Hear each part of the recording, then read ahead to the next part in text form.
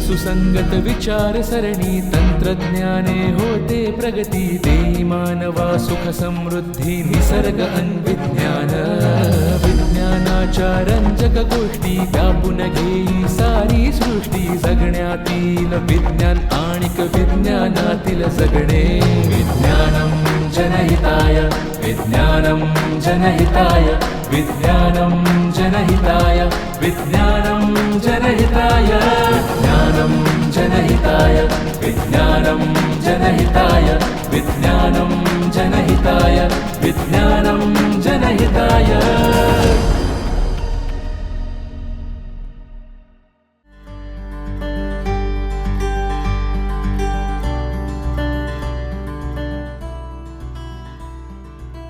नमस्कार. विज्ञानम जनहिताय या कार्यक्रमामध्ये आपल्या सर्वांचं स्वागत. आजच्या कार्यक्रमाचा विषय आहे छोट्या अणुभट्ट्या. भारतामध्ये सध्या मोठ्या प्रमाणावर वीज निर्मिती ही थर्मल पॉवर आणि हायड्रो पॉवर या दोन तंत्रज्ञानाच्या द्वारे केली जाते. आता मात्र अणुऊर्जा निर्मितीच्या क्षेत्रामध्ये नवीन तंत्रज्ञान येऊ घातलं आहे आणि ते म्हणजे छोट्या अणुभट्ट्यांद्वारे होणारी वीज निर्मिती. आणि या संदर्भात माहिती देण्यासाठी आज आपल्याकडे प्रसिद्ध संशोधक शास्त्रज्ञ प्रोफेसर JB जोशी हे आलेले आहेत आणि त्यांना कार्यक्रमामध्ये आपण आमंत्रित केलं ही माहिती देण्यासाठी. जोशी सर, कार्यक्रमामध्ये आपलं स्वागत. नमस्कार. जोशी सरांना त्यांच्या संशोधन कार्यासाठी आणि विज्ञानविषयक संपूर्ण त्यांच्या कामगिरीसाठी भारत सरकारनं पद्मभूषण ही महान पदवी देऊन गौरवलेलं आहे आणि या संदर्भात गेले अनेक वर्ष झाले ते काम करत आहेत. सर, पहिल्यांदा मला असं सांगा की डॉक्टर होमी भाभा जे अणुऊर्जा प्रकल्पाचे जनक होते, तर त्यांनी पहिली अणुभट्टी अप्सरा ही कार्यान्वित केली. तर तिथून हा जो प्रवास सुरू झाला अणुऊर्जा निर्मितीचा, तर त्याची थोडक्यात आम्हाला माहिती सांगा. होमी भाभांना मी युगपुरुष मानतो. 1947 साली आपल्याला स्वातंत्र्य मिळालं, पण त्यावेळेला देश अतिशय गरीब होता. म्हणजे जे काही पुढारलेले देश आहेत त्याच्या 1/50 इतकं आपलं दरडोई उत्पन्न होतं. खायला सकस अन्न नव्हतं, वीज नव्हती, राहायला नीट घरं नव्हती. अशा परिस्थितीमध्ये होमी भाभांनी मोठं स्वप्न बघितलं की एका अणूमध्ये जी काही ताकद असते त्या ताकदीचा वापर करून आपण देशाची प्रगती करू शकतो का. लागणारं ऊर्जा, प्रगत देशाला लागणारी ऊर्जा आणि त्याच्या लागणारी सगळी तंत्रज्ञान विकसित हे करू शकतो का. तर त्यांनी नेहरूंची परवानगी घेऊन अप्सरा रिॲक्टरनी सुरुवात केली. त्याच्यासाठी इंग्लंडबरोबर कोलॅबोरेशन केलं आणि तो रिसर्च रिॲक्टर होता की ह्याच्या पुढचे जे रिॲक्टर बसवायचे त्याचं छोट्या प्रमाणात एक प्रारूप तयार करून कसं चालतं, अणू फ्युजन झाल्यानंतर ऊर्जा बाहेर कशी पडते, वेगवेगळ्या फ्युजनचे रिॲक्शन्स आणल्या तर त्या विथ रिस्पेक्ट टू टाईम त्याच्यातून ऊर्जेची कमतरता कशी होते, ती ऊर्जा पकडायची कशी आणि त्याच्यापासून वीज कशी तयार करायची, असं हे सगळं रिसर्च करण्यासाठी त्यांनी ती पहिली अणुभट्टी उभारली. मग त्याच्यातून त्यांच्या मनामध्ये आत्मविश्वास आल्यानंतर 2 अणुभट्ट्या हे जनरल इलेक्ट्रिक अमेरिकनच्या साहाय्याने तारापूरला त्यांनी उभ्या केल्या.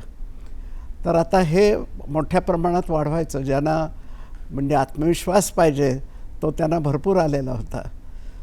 तर त्यांच्या लक्षामध्ये एक गोष्ट आली की आपल्या भारतामध्ये नॅचरल युरेनियम हे पुरेसं नाही आहे आणि आपल्याला जर अणुभट्टी ह्याच्या पुढं बनवायची असेल तर ते जे काही आहे त्याच्यावरच बनवावं लागेल. तर त्यांनी 2 महत्त्वाच्या गोष्टी केल्या त्यावेळी. एक म्हणजे जे काही भारतात युरेनियम आहे त्याचा वापर करून एका टप्प्यापर्यंत वीज तयार करायची, म्हणजे 10,000 मेगावॉटपर्यंत. आणि त्या अणुभट्ट्या इतके दिवस चालवायच्या की ह्या अणुभट्ट्यातून आपल्या नॅचरल युरेनियम वापरून जे काही स्पेंड फ्युएल येईल, टाकाऊ जे फ्युएल असेल, तर त्याची त्यांनी, माझ्या दृष्टीने ते फार मोठं तंत्रज्ञान आहे की त्याचं विलगीकरण करणं आणि शुद्ध स्वरूपात आणणं. म्हणजे अनबर्न्ड युरेनियम आणि तयार झालेलं प्लुटोनियम ह्याची त्यांनी टेक्नॉलॉजी तयार केली. आणि ते प्लुटोनियम वापरून फास्ट ब्रीडर रिॲक्टर हे बांधायला सुरुवात केली आणि त्याची बांधणी केली. त्याचं मोठ्या प्रमाणात आता प्रारूप तयार होतं आहे त्या ह्याच्यामध्ये.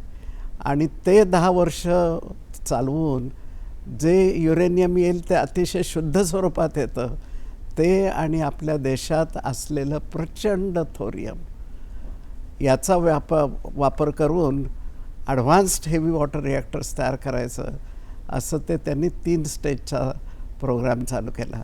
तर पहिल्या स्टेजमध्ये 10,000 मेगावॉट, दुसऱ्या स्टेजमध्ये 40,000 मेगावॉट, आणि तिसऱ्या स्टेजमध्ये आपण घरामध्ये वीज वापरतो आणि साधारणपणे 1 युनिट वीज वापरली की आपण वीज कंपनीला 10 रुपये देतो. तर आपण प्रगत झाल्यानंतर किती ऊर्जा लागेल, तर 40,000 अब्ज युनिट्स एवढी ऊर्जा लागेल. तर ते आपण होमी भाभांचा विषय बोलत होतो. तर त्यांनी तिसऱ्या स्टेजमध्ये 20,000 अब्ज युनिट्स आणि त्याला साजेसं जलविद्युत, वायुविद्युत आणि सोलार एनर्जी ह्या तिन्हीची मदत घेऊन आणि ऊर्जेची मदत करून आपण 40,000 पर्यंत जाऊ शकू, असं ते त्यावेळी बघितलं त्यांनी. म्हणजे एका बाजूला गरिबी, माझ्या दृष्टीने त्यांचं सगळ्यात मोठं कॉन्ट्रीब्युशन काय असेल तर त्यांनी शास्त्रज्ञांची एक पिढी तयार केली. आपल्याकडे आत्मविश्वास नव्हता, फक्त गोऱ्या लोकांनीच संशोधन करावं, विकास करावा आणि त्याची आपण फक्त कॉपी करावी, अशा पद्धतीने आपली मनोधारणा होती. तर त्यांनी तो विश्वास वाढवला आणि पुरेसं युरेनियम नसल्यामुळं आता 3 स्टेज प्रोग्राम करायचा. तर पहिल्या स्टेजसाठी त्यांनी कॅनडाची मदत घ्यायचं ठरवलं. पण 72 साली आपण अणुचाचणी केली. ती अणुचाचणी यशस्वी झाली. मग सगळ्या देशांनी आपल्या देशावर बंधनं टाकली. कॅनडानं काढता पाय घेतला आणि ते स्वतः 66 साली या जगातून गेले. पण त्यांनी अशी पुढची पिढी तयार केली होती की ते तंत्रज्ञान त्यांनी शेवटपर्यंत नेलं, तितक्या ताकदीची ते केली. आणि 250 मेगावॉटचे 2 रिॲक्टर असे रावळभाटा राजस्थानमध्ये उभे केले. आणि मग त्याच्यानंतर 250, 500, 750, 1000 अशा पद्धतीने आता जवळजवळ 8,000 मेगावॉटचे रिॲक्टर्स उभे आहेत पहिल्या फेजचे. आणि 10,000चं उद्दिष्ट आपण आता थोड्याच दिवसांमध्ये गाठू शकू आणि मग आपण फेज 2, फेज 3 कडे जाऊ शकू.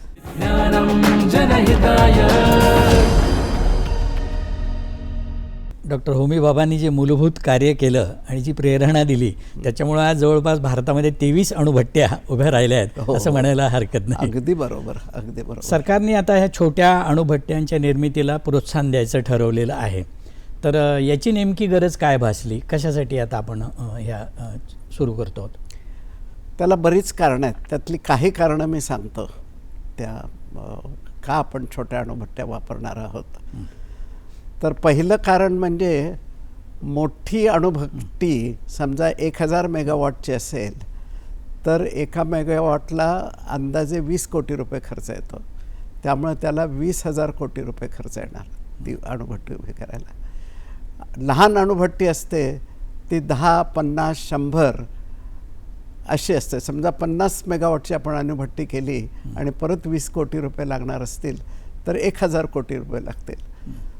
तर हे लागणारे पैसे आपल्या देशामध्ये जे कारखानदार आहेत, जे व्यापारी वर्ग आहे, त्यांच्याकडे अशा पद्धतीचे पैसे असतात, असे लाखो कोटी नसतात. त्यामुळे मोठ्या अणुभट्ट्या बांधायला जे पैसे लागतात ते जास्त असल्यामुळं आपल्याला जर कार्यान्वित करून खरंच 40 अब्ज युनिट्स पाहिजे असतील तर याचा प्रसार व्हायला पाहिजे. हे पहिलं कारण. दुसरं कारण म्हणजे मोठी अणुभट्टी ही जिथं असेल त्याच्या 16 किलोमीटर त्रिज्या असलेला भाग हा मोकळा ठेवायला लागतो, संरक्षित असतो. संरक्षित असतो. आणि ह्या छोट्या ज्या आहेत त्याला फक्त 500 किलोमीटर, 16 किलोमीटर आणि अर्धा किलोमीटर एवढीच जागा ठेवायला लागते. तिसरं माझ्या दृष्टीने सगळ्यात महत्त्वाचं कारण म्हणजे मोठी अणुभट्टी चालू करायला सुरुवातीपासून त्याची बांधणी करून आता चालू करतो ह्याला 8 ते 10 वर्ष लागतात. त्यामुळं जर आपल्याला 10,000 कोटी रुपये शेवटी लागणार असतील, म्हणजे सगळा खर्च येणार असेल आणि 10 वर्ष अणुभट्टी तयार करायलाच लागणार असेल, तर जे बँकेचं कर्ज आपण घेतो ते फेडायलाच 10,000 कोटी आणखीन लागतात. हे महत्त्वाचं कारण आहे. तर ह्या स्मॉल अणुभट्ट्या आहेत त्या आपण कारखान्यामध्येच तयार करतो, म्हणजे 1 असेल, 2 असेल, 3 असतील किंवा वेगवेगळ्या कारखान्यामध्ये. आणि अशी तयार झालेली अणुभट्टी आपण जागेवर आणून बसवतो, म्हणजे ते 2-3 महिन्यामध्ये काम होतं.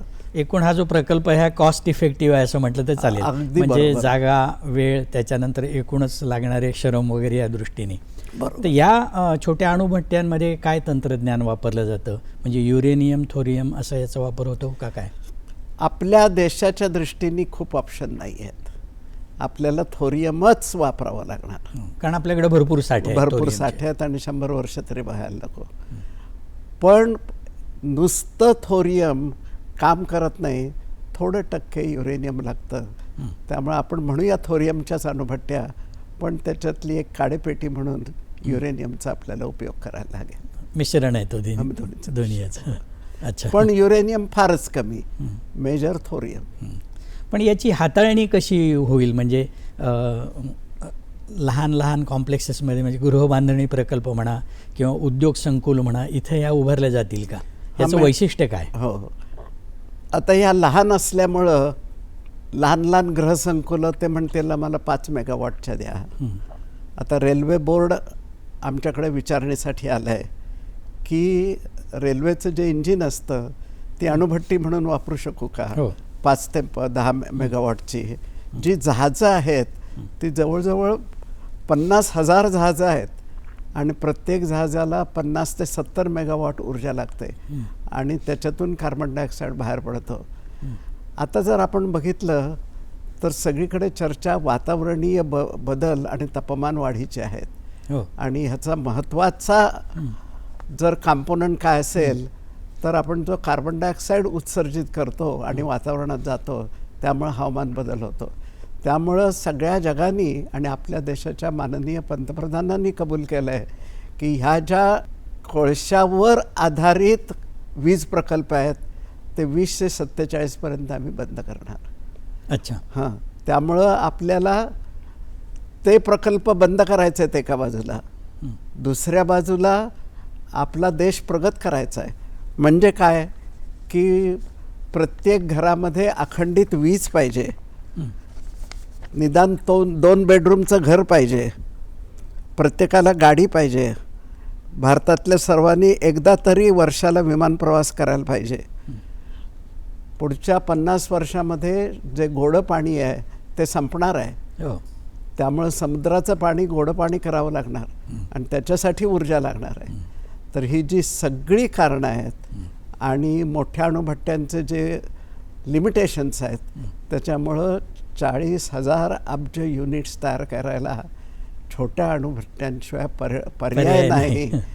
हे सरकारला कळल्यामुळं त्यांनी खूप नवीन योजनेमध्ये याला पाठिंबा दिलेला आणि आमच्या संस्थेनी इन्स्टिट्यूट ऑफ केमिकल टेक्नॉलॉजीनी त्याचं सेंटर उभारलं आहे.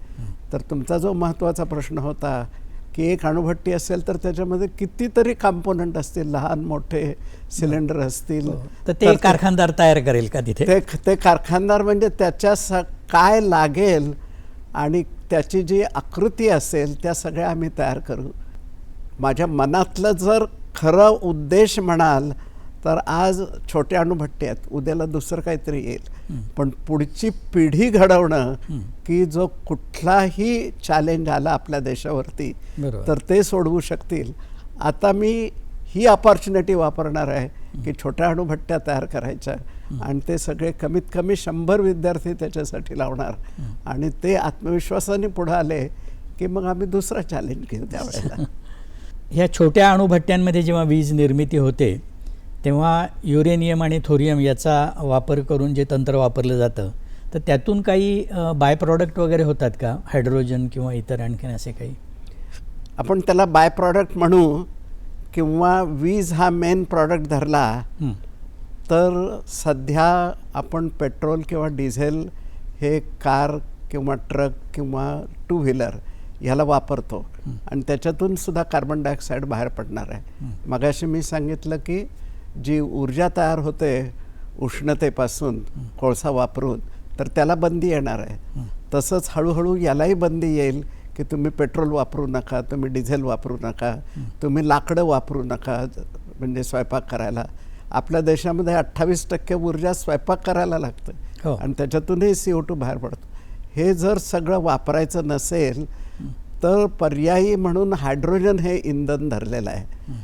तर अणु ऊर्जा भट्टीमध्ये जर आपण 2400 डिग्री तापमान नेलं तर पाण्याचे तुकडे होऊन हायड्रोजन आणि ऑक्सिजन तयार होतं. पण हे तापमान आपण कॅटलिस्टच्या सहाय्याने कमी करून 800 डिग्री किंवा 550 डिग्रीपर्यंत आणू शकतो आणि तीच अणुभट्टी आपण हायड्रोजन जनरेटर म्हणून वापरू शकतो. हा झाला त्यातला एक भाग.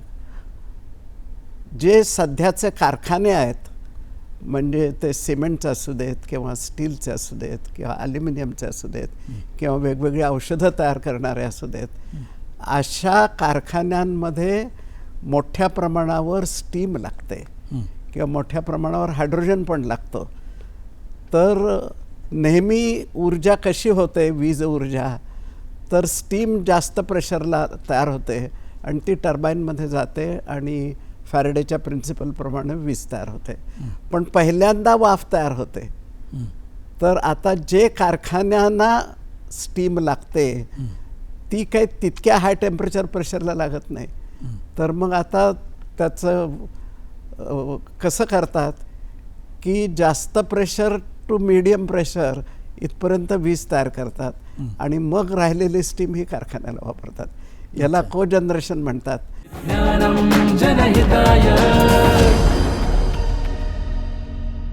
मगाशी आपण बोलताना अणुभट्ट्यांच्या सुरक्षिततेचा मुद्दा मांडला होता.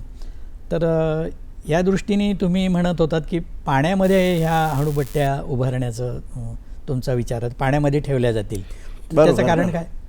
बरोबर. आता मोठ्या अणुभट्ट्या असतात तर त्याचे 2 महत्त्वाचे म्हणलं तर दोष असतात की थोरियम, युरेनियम, प्लुटोनियम कशानेही उष्णता तयार झाली तर ती उष्णता फ्युएलपासून शोषून घेणं हे महत्त्वाचं असतं.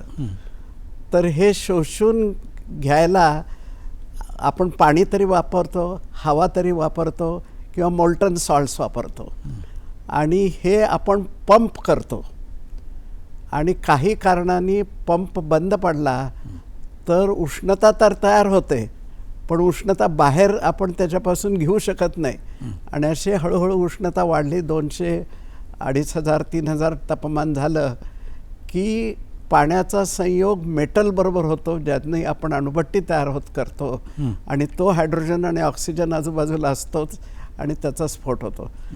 म्हणजे आत्तापर्यंतचे जे 3 स्फोट झालेत अणुऊर्जेचे जे आपल्याला पूर्ण माहिती आहे, 20 माईल आयलँड माहिती आहे, जपानमधला माहिती आहे, ते सगळे पंप बंद पडण्याने झालेत. अच्छा.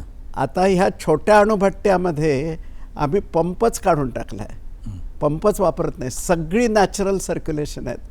म्हणजे त्या फ्युएलपासून बाहेर नेणं, काही घटना झाली तर ती जी रेसिड्युअल हीट आहे ती दूर करणं किंवा आम्ही एक पॉयझन म्हणतो की पूर्ण रिॲक्शनच बंद करायची, तर तेही नॅचरल, कोणाच्याही माणसाच्याही हातात नाही.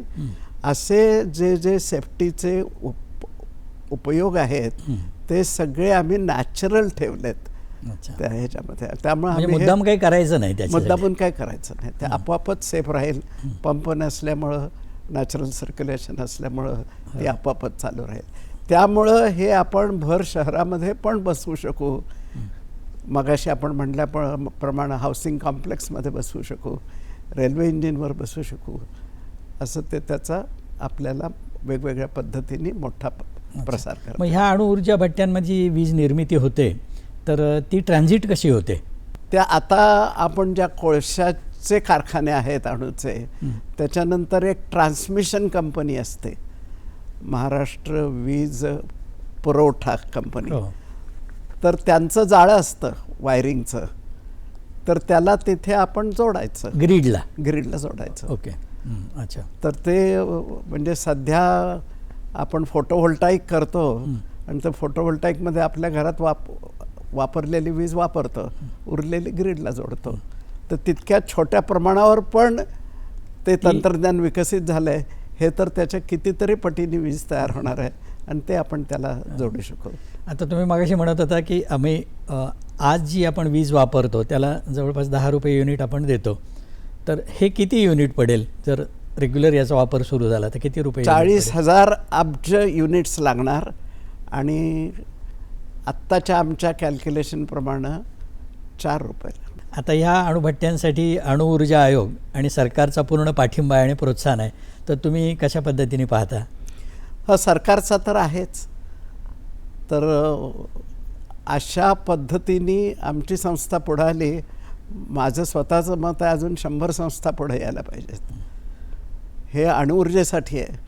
आपल्याला 100 तरी प्रकारची वेगवेगळ्या लागतात तंत्रज्ञानं. तर आपल्याकडे IITs आहेत, NITs आहेत, आयसर्स आहेत, एवढी जवळजवळ 1000 विद्यापीठ आहेत. त्या सगळीजणं याच्यात उतरले तरीसुद्धा कमीच पडेल असा हा मोठा विषय आहे. आता शेवटचा प्रश्न की अणुऊर्जा प्रकल्प जेव्हा सुरू होणार असतो किंवा घोषित होतो त्यावेळेला मोठ्या प्रमाणावर लोकांचा समाजामध्ये विरोध होतो. तर ही जी भावना आहे, मानसिकता की अणुऊर्जा प्रकल्पामुळं हानी होते, प्रदूषण होतं किंवा वायूचं उत्सर्जन होऊन नुकसान होतं वगैरे, तर हे कसं टाळता येईल? ही मानसिकता कशी? आत्ता घरामध्ये वीज लागते, पाण्याचे पंप लागतात शेतामध्ये, कारखाने चालवायला वीज लागते. हो, बरोबर. आता आपण नवीन वीज समजा तयार करायची ठरवली अणुऊर्जेनी आणि त्याला एक प्रकारचा एक दबाव उलट बाजूनी येतो आहे असं वाटलं, तर जगामध्ये छोट्या अणुभट्ट्या ह्या सुरू होणार आणि त्या कार्यान्वित होणारच.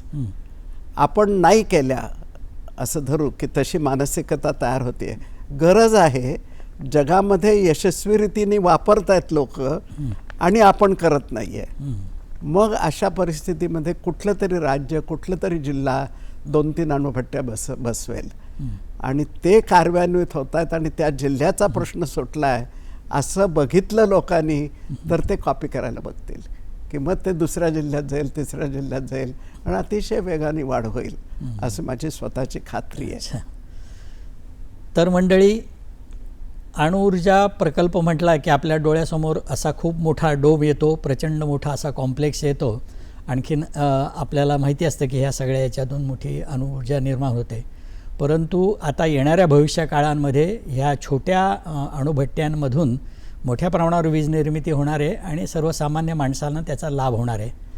समाजाचं आणि देशाचं जर भवितव्य संपन्न आणि समृद्ध व्हायचं असेल तर वीज निर्मिती हा एक त्यातला महत्त्वाचा टप्पा आहे आणि त्या दृष्टीने छोट्या अणुभट्ट्या या निश्चितच उपयुक्त अशा ठरतील. सर, आज तुम्ही आमच्या कार्यक्रमात आलात आणि छोट्या अणुभट्ट्यांविषयी खूप सोप्या भाषेमध्ये उद्बोधक अशी माहिती दिलीत, याबद्दल मी आपले आभार मानतो. पुन्हा भेटूया विज्ञानम जनहिताय या कार्यक्रमामध्ये एखाद्या नवीन विषयासह. तोपर्यंत नमस्कार. तर्कसुसंगत विचारसरणी तंत्रज्ञाने होते प्रगती. देई मानवा सुख समृद्धी निसर्ग अन्विज्ञान. विज्ञानाच्या रंजक गोष्टी व्यापून घेई सारी सृष्टी. जगण्यातील विज्ञान आणिक विज्ञानातील जगणे. विज्ञानम जनहिताय, विज्ञानम जनहिताय, विज्ञानम जनहिताय, विज्ञानम